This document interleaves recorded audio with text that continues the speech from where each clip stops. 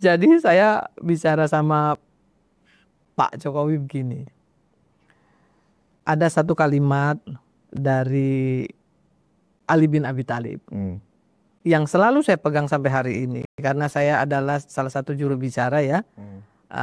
Dulu saya juga selalu dianggap sebagai juru bicara Pak Jokowi, kemudian juru bicara ya saya selalu berdiri di pemerintah lah gitu ya.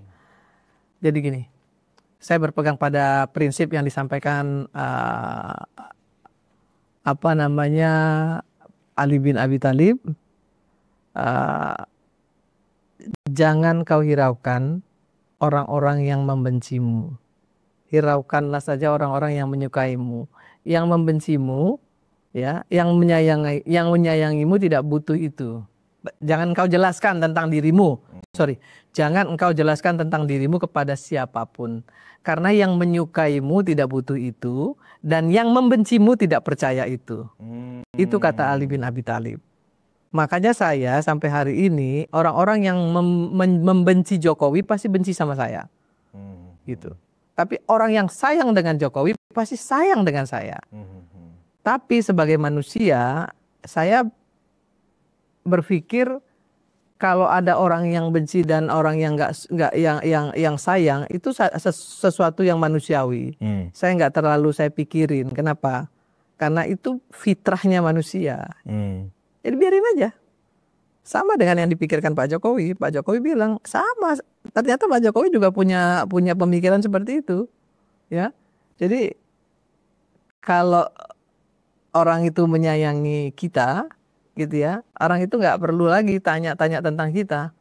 Tapi kalaupun kita menjelaskan tentang kita kepada orang yang nggak menyukai kita, dia kan nggak percaya apapun yang kita omongin. Gitu. Jadi abaikan saja gitu loh Bang.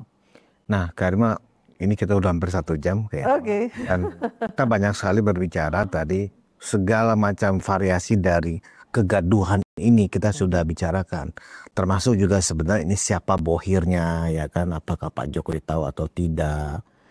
Termasuk juga kenapa ini terjadi, karena memang ini ada media yang mendukung gitu loh. Nah, ada bohir juga. Ada bohir juga. Bikin kacau. Kira-kira sebagai closing statement Kak Irma, ini bagaimana cara kita mengedukasi masyarakat ini juga jangan sampai terpengaruh atau ikut-ikutan membuat yang sudah keruh menjadi tambah keruh gitu loh Kak Irma.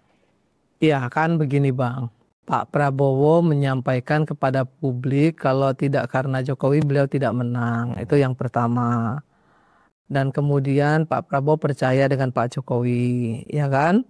Artinya begini saja Bang, artinya kalau saya pribadi hari ini saya ingin menyampaikan kepada masyarakat Indonesia, kalau menyayangi Pak Prabowo, ya menyayangi Pak Jokowi, mempercayai Prabowo, mempercayai Pak Jokowi, abaikan nih orang-orang sampah ini ya, orang-orang kardus ini abaikan. Nggak usah lagi diberi ruang. Begitu juga dengan media. Harusnya media juga ikut bertanggung jawab untuk membuat negeri ini tidak gaduh gitu ya. Hal remeh-temeh nggak usahlah diperdebatkan gitu ya. Karena tidak konstruktif, tidak memberikan diskursus positif kepada masyarakat. Media juga harus punya tanggung jawab moral lah gitu ya. Karena media itu jendela dunia. Ya, jendela bangsa untuk bisa mendapatkan informasi yang sahih.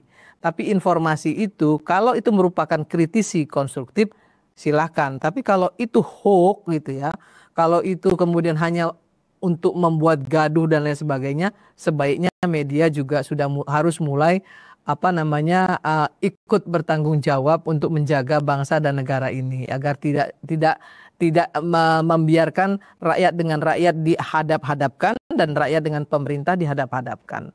Saya kira itu pesan saya kepada media, kepada bangsa kita yang masih waras, yang menyayangi Indonesia. Makanya saya marah betul Bang ketika ada orang yang mengatakan Indonesia itu sebagai negara Konoha atau negara satu lagi Konoha Wakanda. Itu saya marah sekali karena itu menghina Indonesia ya. Founding father kita sudah menamakan negara ini dengan Republik Indonesia loh. Jangan pakai Konoha dan Wakanda. Sebut saja Indonesia. Karena apa? Yang salah kan oknumnya bukan negaranya. kalaupun ada yang salah, ada yang tidak mereka sukai, itu adalah oknum manusianya, bukan Indonesia. Jadi jangan ganti-ganti Indonesia dengan Konoha atau Wakanda.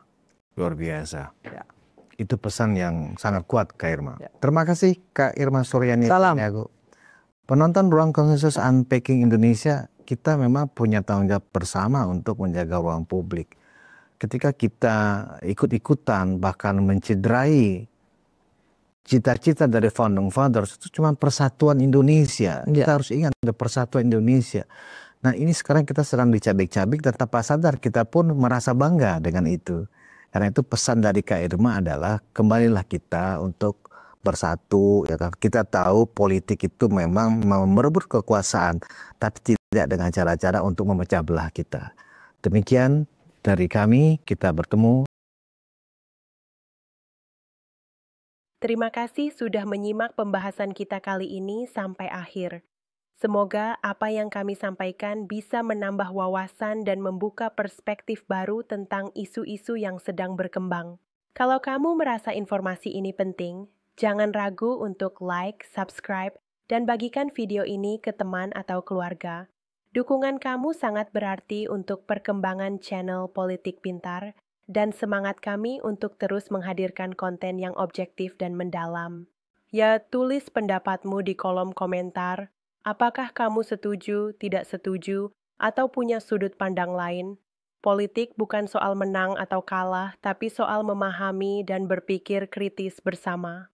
Channel Politik Pintar akan terus hadir dengan analisis tajam, informasi terpercaya, dan pembahasan yang menantang cara kita melihat dunia politik.